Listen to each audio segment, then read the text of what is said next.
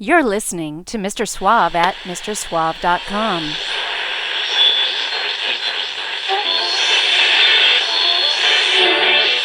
Quiet, numbskulls, I'm broadcasting. It's a mod world.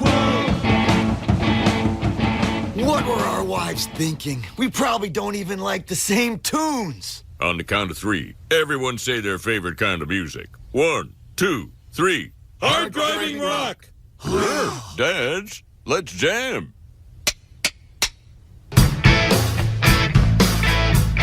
Garage bands rule!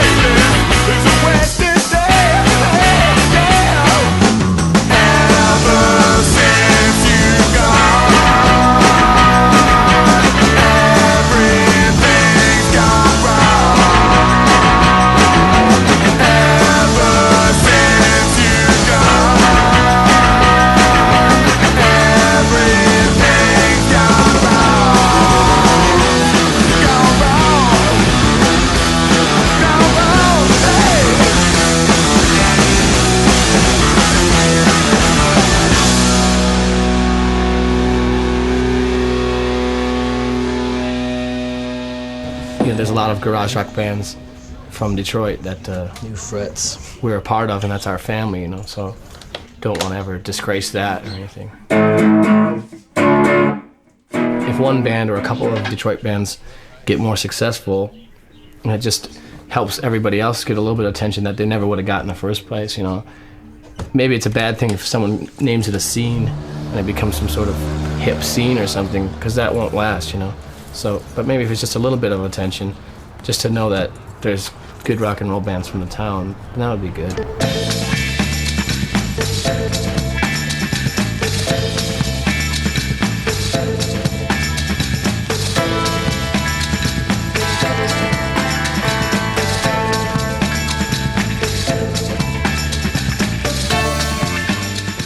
He's a dull and simple lad, can barely tell water from champagne, but lock up your liquor or he'll drink you blind. Here's your host, Mr. Suave. Loud, bluesy, rockin'. That could describe any number of bands on this week's Modcast.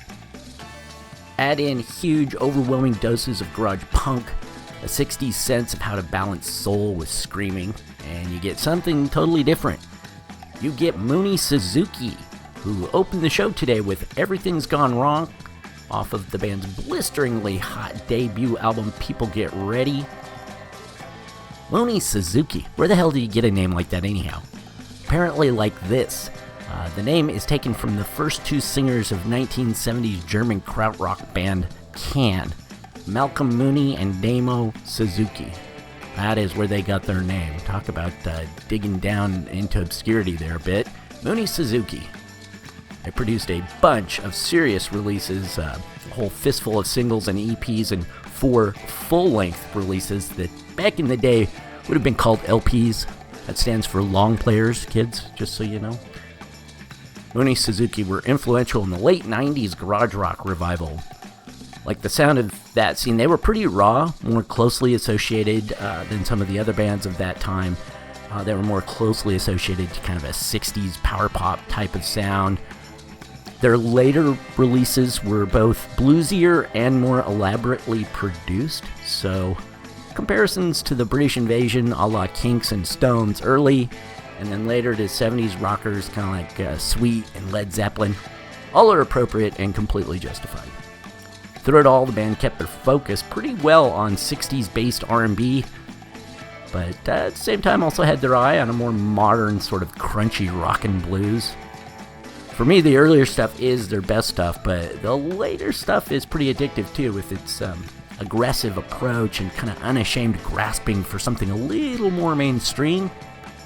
Too bad the mainstream never grasped back. Had they done so, we'd be enjoying a modern-day Rolling Stones to this day, I think. Mooney Suzuki stormed out of New York to a rock garage scene of the late 90s and early aughts.